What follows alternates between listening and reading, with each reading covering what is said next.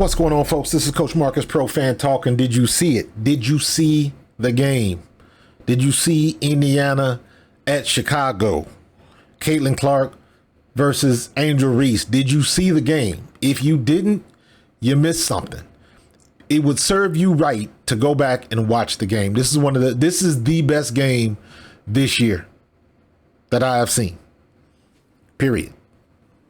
It had the excitement. Both star players were going at it, putting up good numbers. Angel Reese had a double-double as usual. Caitlin Clark had another double-double, and she was launching threes. It was a great game all the way around. All the way around. Indiana had this game for 3 quarters. They had control of this game for 3 quarters. At one point, they even had a 15-point lead. But Angel Reese won the 4th quarter for Chicago. Period. Angel Reese put the team on her back and took that game away from Indiana. Now, for sure, Christie sides, she made some coaching blunders at the end of that game, and you can say Indiana gave it away. I could understand that. But damn it, Angel Reese came to play in that 4th quarter. And let's put this thing to bed right now. Let's stop with the Caitlin Clark versus Angel Reese. Let's kill that and let's look at what they do at positions. It's Angel Reese versus whoever's playing down low. It's Caitlin Clark versus whoever's going to come out to guard her up top. This time, most of the time, it looked like it was either Mabry or Chennedy Carter. Chennedy Carter we'll get to in a minute. Angel Reese and NaLyssa Smith were going at it, yapping, talking smack back and forth the whole game. But let's be crystal clear. Angel Reese took NaLyssa Smith to the woodshed. She made NaLyssa Smith look like a rookie.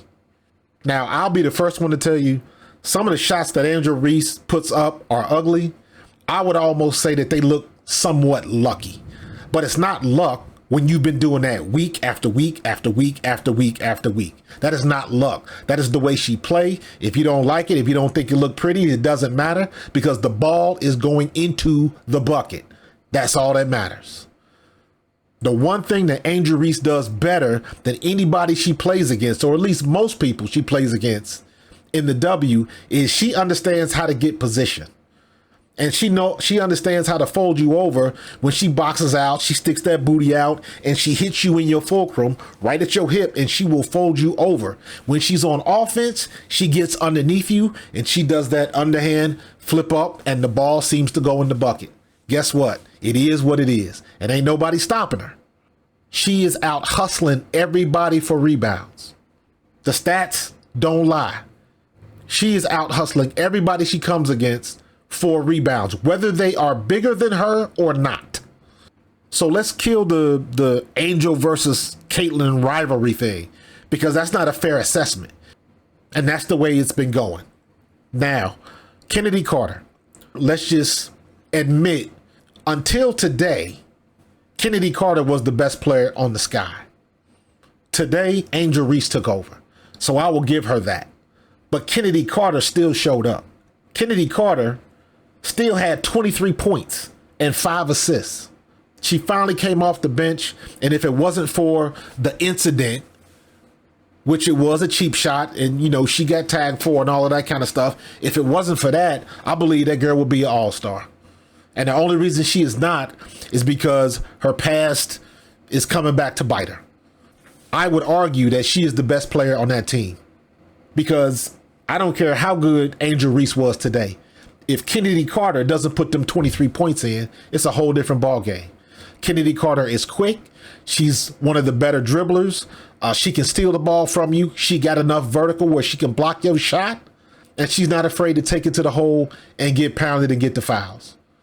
Not to mention, she's shooting lights out from the floor. She was 8 for 12, another game where she has shot over 50%. She is efficient, and she takes what they give you.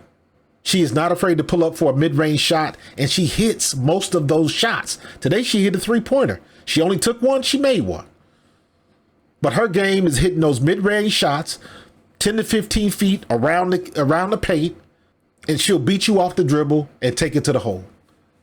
And I've been hard pressed to find anybody that can stop her.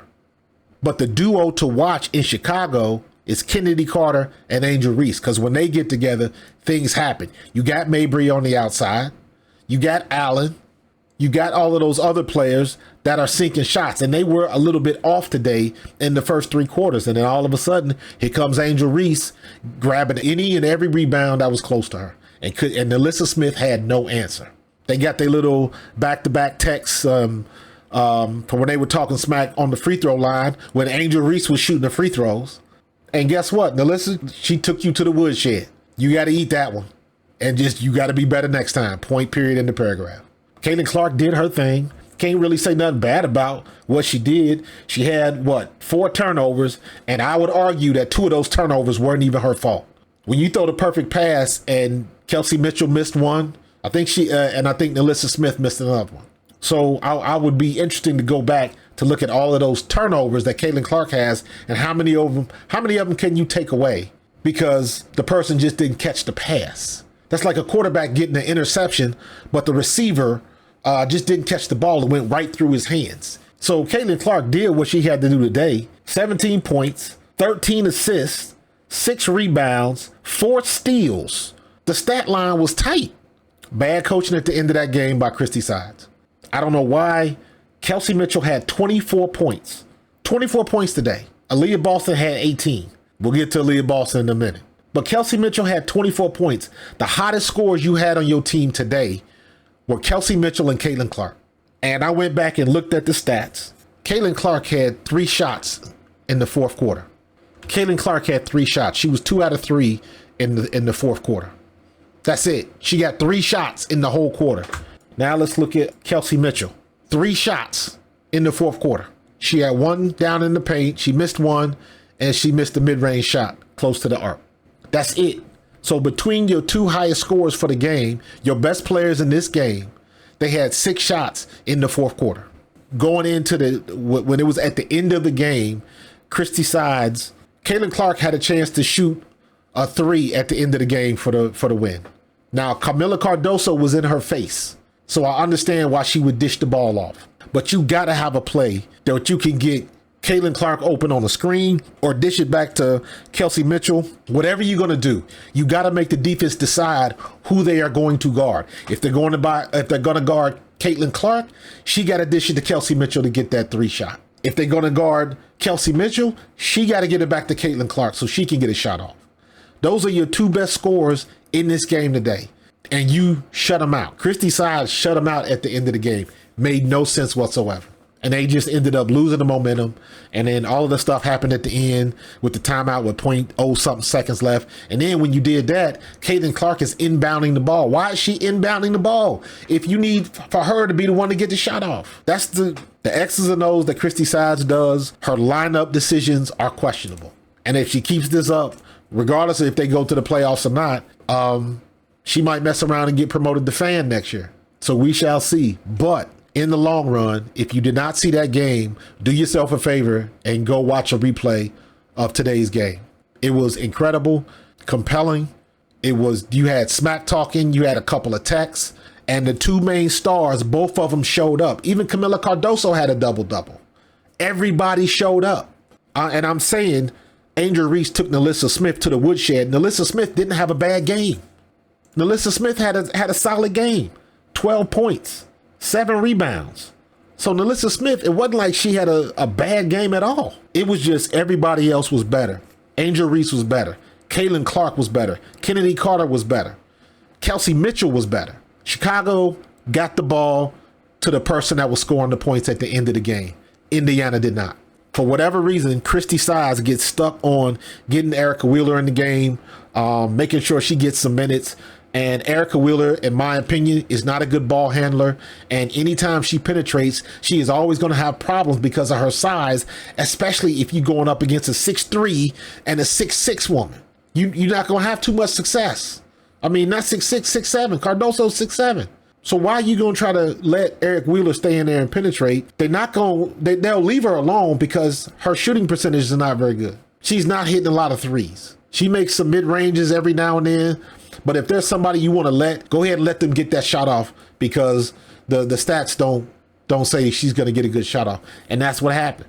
But she is not the one that should be having the ball. NaLyssa Smith, she should not be the last person with the ball when the shot clock is running out.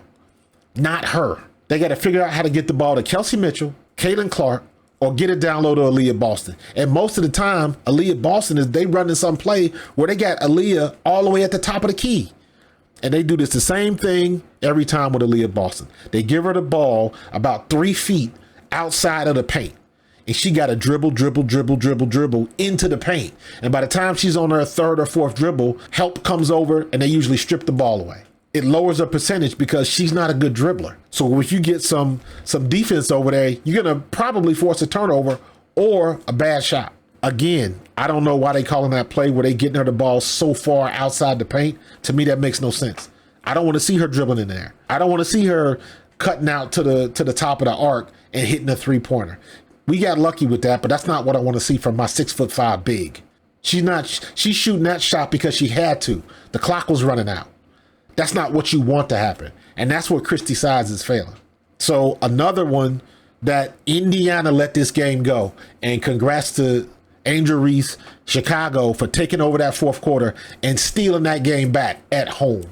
You gave your home crowd something to cheer for. So once again, let's kill the rivalry about Angel Reese and Caitlin Clark.